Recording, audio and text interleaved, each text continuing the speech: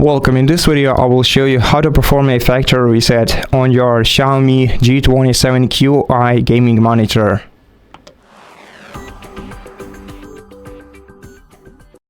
To do that, you have to first reach out for the joystick, which is located on the back side of your monitor. You can reach it from the right, and if you press it once, the D-pad will appear on your screen. Once you see the D-pad, drag the joystick to the right to open the main menu. Now you have to scroll down for System and then drag the joystick to the right. Scroll down once again until you reach Factory Reset option. Then just press your joystick once again, drag it up, select Confirm, and then wait until your monitor turns off and then turns on again. And then press the joystick once again and confirm. And this will restore all the settings of your monitor to defaults.